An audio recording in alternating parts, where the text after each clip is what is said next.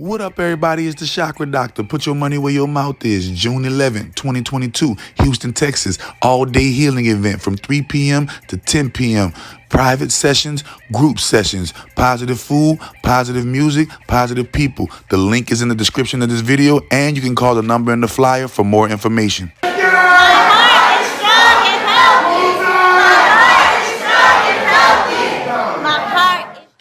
So growing up with Wendy, did you see early on in life that she was going to be something special? We were just sitting here talking, about her being like the pioneer in in the radio and hip hop media broadcast, really. So did you see something in her to know that, okay, she was going to be something special, if not now, one day? No. Well, Love that. Yeah. In the very early years, Wendy used to come into the room, and I say no because I didn't see it. She saw it.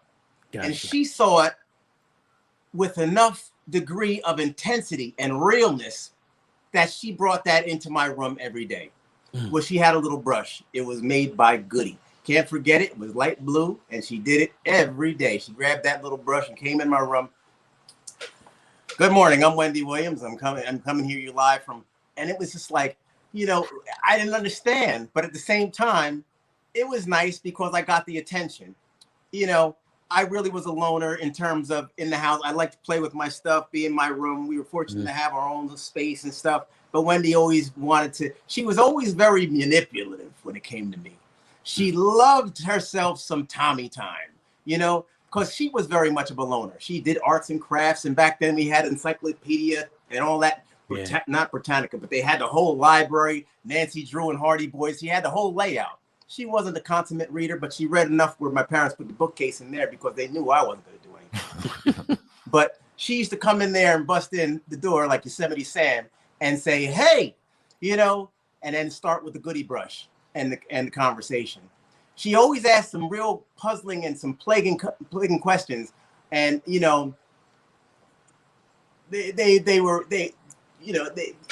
what would you do if this person weren't here, if mommy and daddy weren't here, and this was like, wow, we're kids. I'm 9 years old. I'm 8, maybe even. I think I was about 8. She was maybe 11. We started up then, and it got to the point where I hated to see her coming in with the brush. Come in, but come empty-handed, but she used to come in there, and as time went on, I definitely saw that, she was serious. They did the tape recorders when you used to tape Red Alert and stuff and lean the thing against the speaker and stuff like that. She used to have the tape, cassette, good, there was no more Goody brush because she upgraded, because my dad, with him being a writer through the years and decades, he had different technology, and that was like oh, you got a tape recorder with the string and the mic. So she got a hold of that, and she was on her journey. She made all kinds of tapes and things like that, and she was just on her way. She wasn't in the drama club with high school or anything like that. She wasn't, into all that. She was just dedicated to her goal of speaking to people. She just loved to talk. When she got around her friends, like they call it the gang. I forgot what the gang was called. Oh, we were the explorers or the adventure people. I think we had. Okay. Sleigh ride and go out and ride bikes and look for Indian heads and all kinds of crap.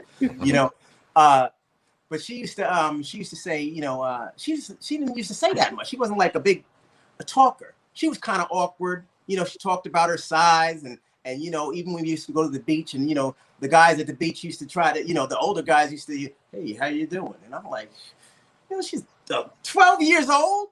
You know what I'm saying? What's wrong with you? But, back then, now I was still, so it wasn't coming out like with, hey, buddy, pal, it's a little different. But it's still, I tried to be the brother. I was always protective and always saw things, saw through things and all the grease. I could always see the grease. But, Wendy was just always on her grind. And I knew she'd end up being successful in following her dreams eventually. Probably when I was about 14, 15, I knew what was getting ready to happen, So as she's on her ride to stardom and fame and doing the legendary things that she's doing, how's life for you during that time, and what are you doing during that time?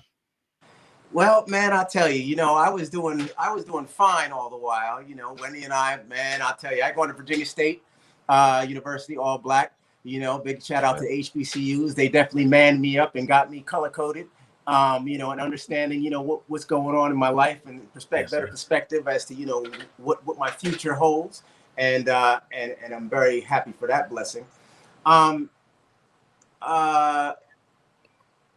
Going through college, and I'm going to get to it, man. A lot of times I get a little, I'm coming back. Going to Virginia State and everything was real nice, and a lot of people from up north, down there, and all different areas. It was great, and I was part of the New Jersey pre-alumni group and everything, and so. But a lot of people listened to Wendy on the air, so slowly but surely, and then I was proud. Hey, you listen to Golden? No, she was at WRBB first. She was, for the college station. She interviewed people like, who were the guys came out? Not Boys to Men, the guys.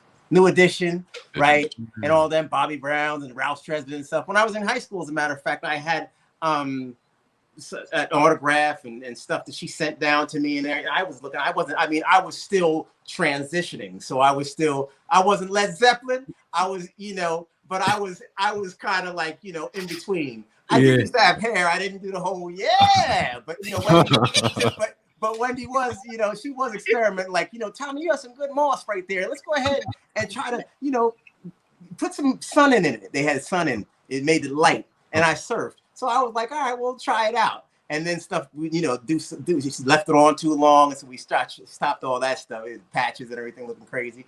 So, but she had her time with me. But coming out of college, going back home, my parents were ready to retire.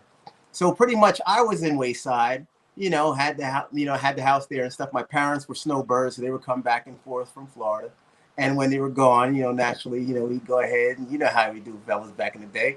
Oh boy, turn it up. And I couldn't turn it up without my cut up buddy, because I don't really know how to throw parties. So Wendy was right there for me. Wendy was always right there. It was always great. It was always like, because at that time I was dating, but I was dating. I had long-term girlfriends. Consecutively open. Well, that didn't even make sense. But it was college life, fellas. It was college life. But after I shook all that and came on home, I gave my time to Wendy and understanding, how she's grown, and she was taking me around, and we were lemoed up and going all east bi-coastal, and it was great. It was something that I couldn't even understand. Got caught up with Wendy, with a lot of stuff, and involved with a lot of stuff, but it came on out. We moved on away from that stuff, and it was nice. Lots of experiences, lots of great people, lots of industry people I've met. And when I met them, I could have put an anchor and said, I'm going to keep track of this person and see the bigger picture for me. But I'm a free-spirited type person. I know the universe will always come around and do for me, because I always push out the positive vibes, and I always lean on faith, right? And so I don't worry about how I'm going to get blessed. All I got to do is make sure that I'm trying to keep on doing what I've always been doing. My parents, they've always been givers. We've always been civil servants, and I don't worry about the back end.